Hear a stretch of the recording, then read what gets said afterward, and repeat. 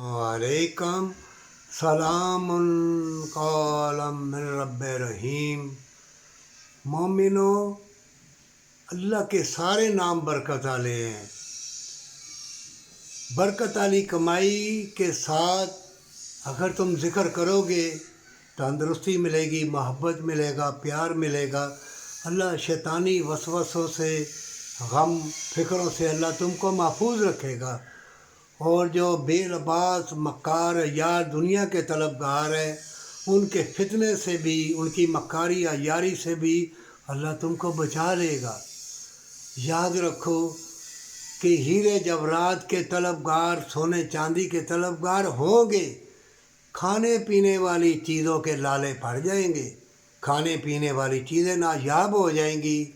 और इस्लाम और इंसानी के दुश्मन तुमको निकालने ना देंगे मादनियात, तेल के ज़खायर, हीरे जवरात के, सोना चांदी, लिथियम, कॉपर, ये वो जो थर हैं, पत्थर बड़े बड़े नया, वो नहीं निकालने देंगे। क्यों? कि तुम दुनिया के तलबगार से, सूदखोरी, मक्कारी या यारी थी तुम्हारे अंदर।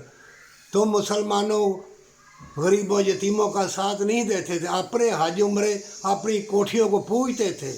कुरान में अल्लाह ने फरमाया है, तुम किसी चीज़ के मालिक नहीं हो, औलाद के भी मालिक नहीं हो।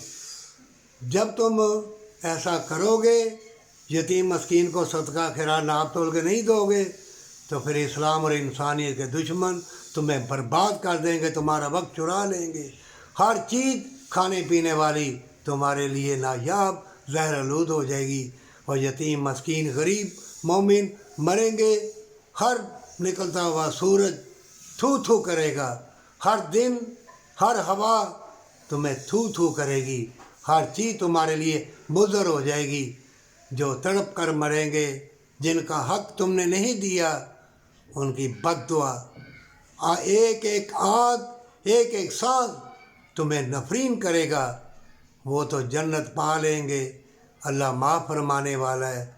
अगर तुम भी चाहते हो कि अल्लाह तुमको भी माफ़ कर दे, तो यतीम मस्कीन को दे दे। ऐसा वक्त आ गया है कि खाने पीने वाली चीज़ें नायाब और ऐसी कीमती, और खाओगे भी तो अंदर जाके जहर बन जाएगी। क्योंकि कुरान में अल्लाह ने फरमाया है, अपनी जानों को छुड़ाओ, सदका खैरात दो, सच्ची तौबा और माँ बाप से मोहब्बत।